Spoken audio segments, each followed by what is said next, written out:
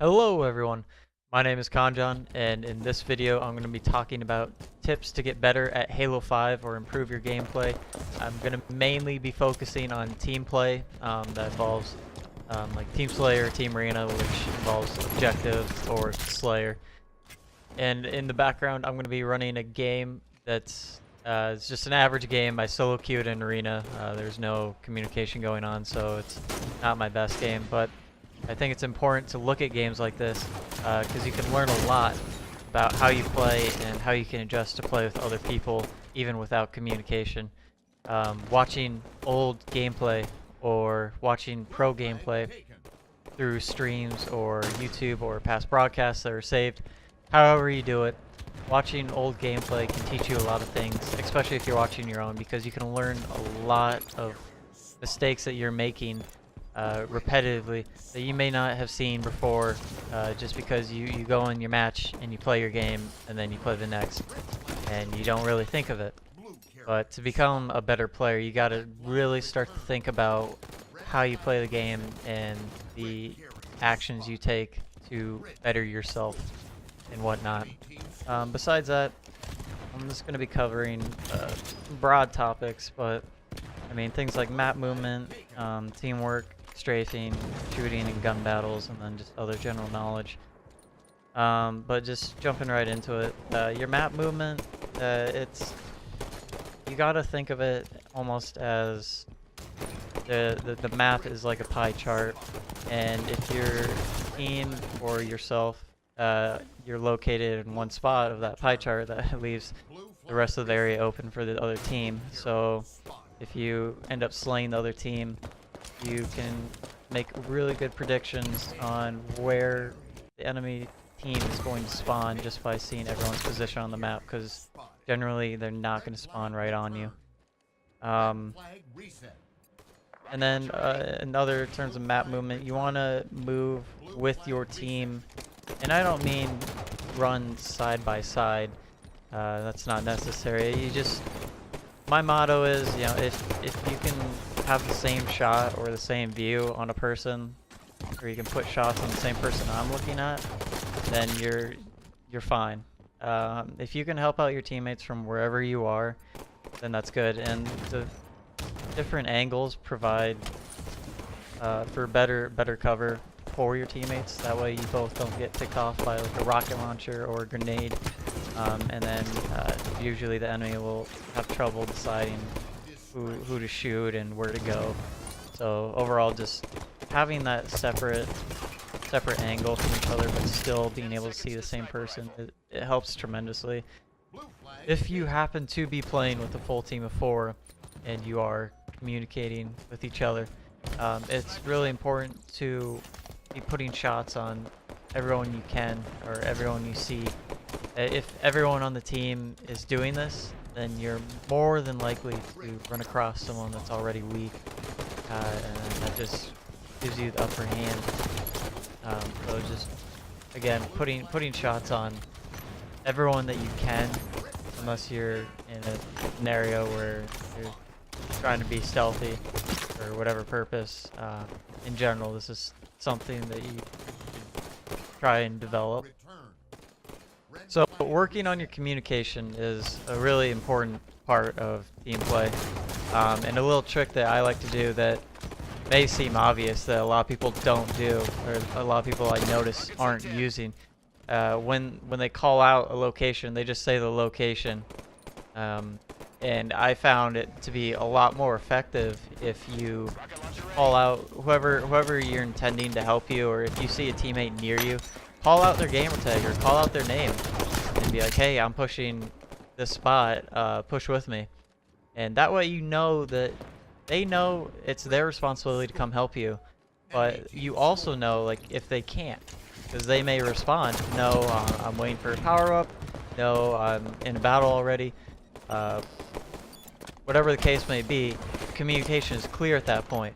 So again, calling them out by their specific name or gamer tag, I've seen to be a lot more beneficial in getting help when you do call out, and a lot more effective way to play the game. As for gun battles, I have a typical rule that I like to go by.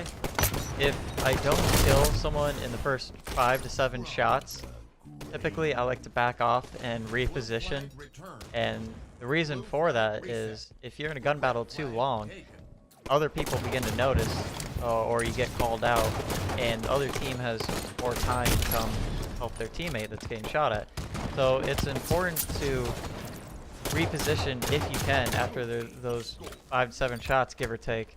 And when you begin to practice this more, you'll begin to stay alive more and be able to help out your teammates in more situations. When you are in gun battles, it's important to utilize every spot on the map.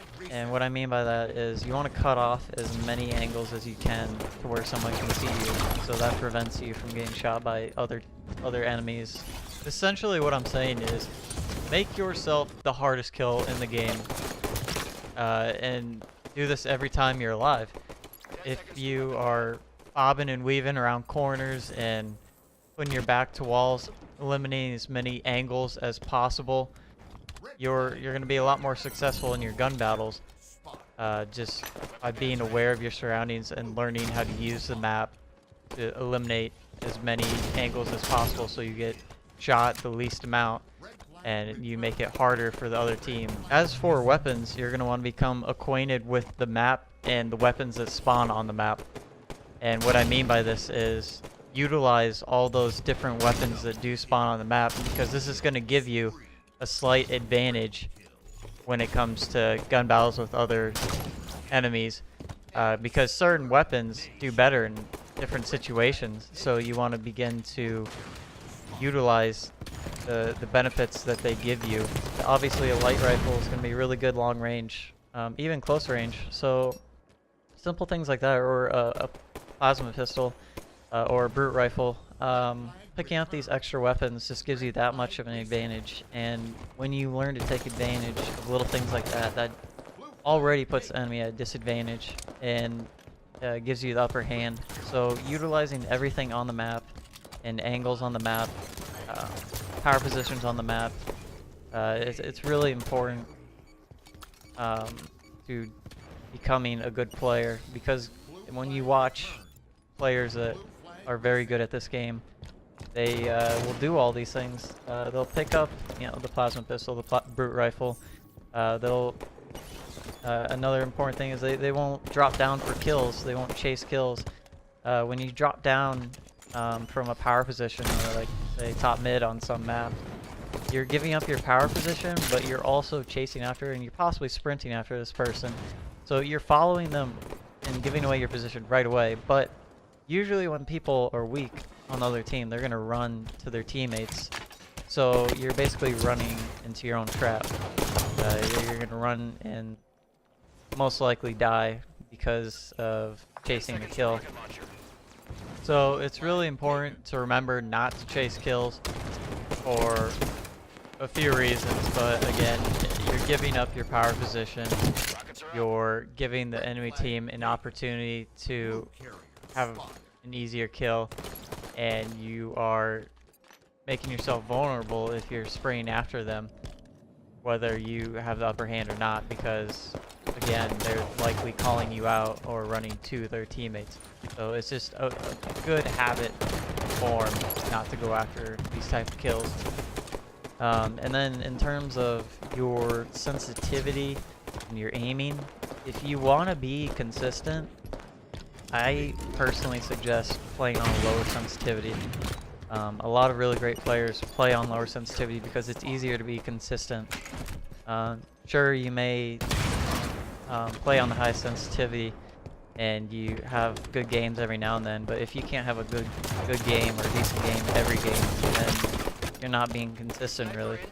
So from my experience, I personally suggest having a lower sensitivity, and I don't mean like 1 or 2, like just don't have something like 10 sensitivity if you can't be consistent on it. And some people can, but you want to find the sensitivity. Don't take suggestions from others. Just find what works for you and what you can be consistent on, and pull off those accuracies, say above 50% every game, and then work your way up.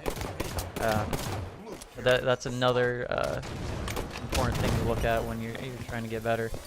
And just other general knowledge. A really common mistake that I see a lot of people do is they're constantly sprinting. Whether they just are spawning or they're just running around the map, they're always sprinting. And there's 3 main reasons why this is not something you want to do. First reason is kind of obvious. When you're sprinting around, there's going to be that delay between your cancellation and your first shot. So anyone that comes across you, they're going to have the first shot almost every time, and you're already down a shot or 2 in a gunfight, which is monumental sometimes. And the second reason is when you're constantly sprinting around, let's say you're playing arena and there's no radar unless you're sprinting. They're going to have that radar and they're going to see you, and they're going to be able to position themselves quicker and see you before you might see them. And last reason is if you're constantly sprinting around, you're more than likely not going to be where your team is. And I understand, like, sometimes you have to sprint to get to a certain part of the map to help your team, but in most cases, if you're sprinting around everywhere, you're going to be too far from your team, you're not going to be able to put shots to help each other, and you're most likely going to die and not be able to help your team. So, overall, just try not to sprint as much, and I guarantee the less you sprint, the more you're going to be able to get in fair gunfights overall. As for strafing, this is a really broad topic, so I'll just cover it real quick. There are many ways to do this, but in general, what I usually do, and this works most of the time, simply just strafe left or right, you know, go strafe the opposite direction that the enemy is going. So if they go right, you go left, and vice versa. And the only reason I think this is a good general strafe is because a lot of people like to just move their left toggle stick and not move their right toggle stick that much, so they can be more accurate. But when you do this, they're required to move both toggle sticks, and which will make them a little bit less accurate. Other than strafing, it's you should probably work on learning jumps on the maps is super beneficial. Unfortunately, in my gameplay that is running, you can't really see any of these jumps being executed. There are a lot of maps with a lot of different jumps that give you an advantage. They can help you get out of a gun battle, help you get to your teammate quicker. Just tons of scenarios where they are beneficial. So learning these jumps, and they're found all over YouTube, or maybe you have a friend that knows how to do these jumps, and you can ask them, take you in a custom game and show you. But learning jumps like to get top mid from bottom mid in an unorthodox way would be definitely beneficial. Other things like timing power weapons is really important.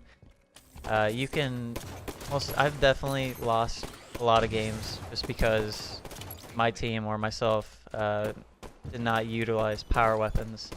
And even though your team may be the better team, if you don't get power weapons are easy kills, generally speaking. And it's really important to control things like that and learn how to time it. Learn how to time camo and OV. Know that there's about a 2-second delay from when you grab OV. So let's say you grab OV at 4 minutes. You can expect the next OV not to come at 2 minutes, but it's probably going to pop up right at 1:58. So just little things like that can help you, so that way you're not just sitting on there waiting for it and then get picked off a second too early. But other than that, just sticking with your teammates and communication and working on that. Learning who's good with what situations you're good in and what you're not. Like if you just cannot challenge someone when they have the high ground or certain angles, then just don't try and avoid those situations. And just being aware of what's going on, like know how many are dead. So that way you know like when to pull the flag or whether you should go grab the oddball or go cap a stronghold. Again, this comes back to map awareness and knowing where your teammates are and where the enemy team is, so that way you know and you can make smart pushes with this knowledge. That's about all I really want to cover. Those are just some general things. But again, like like I said, just watching the gameplay that I'm providing is, you see a lot of mistakes that I'm making. Even I'm contradicting myself probably in some of these plays. But again, you learn so much from watching your own gameplay, and you learn so much from watching people that are very good at this game, whether you're watching their stream or past broadcasts through YouTube or however you do it. But just practice on these things. It definitely takes time, and you're not going to remember it all. So you just want to slowly work on things that you know are not working for you, and slowly build your skill up and practice what you know you need to work on. Overall, I would say just don't get discouraged if you're not getting better right away. It definitely takes time to get better. I've been playing Halo for quite a long time, and even now I have a lot of things that I still can work on, and I don't claim to be an amazing player by any means, but the more you work on your flaws or the things you know you do wrong or maybe you don't know yet, the more you work on it, the better you're going to get. And if you take the tips that I've talked about and slowly work your way through everything, and maybe do some more investigating on how to get better, or you learn some new strategies from some better players, incorporate that into your gameplay, and eventually you're going to see improvement. And again, the more you stick to it, the better it's going to be in the end. But that's all I have to share today. Thank you guys so much for watching. Be sure to like the video, leave any comments or any suggestions, maybe some stuff that I missed. Other than that, thank you guys for watching. Be sure to subscribe if you're not subscribed already. Other than that, have a great day and have a great time getting better at Halo.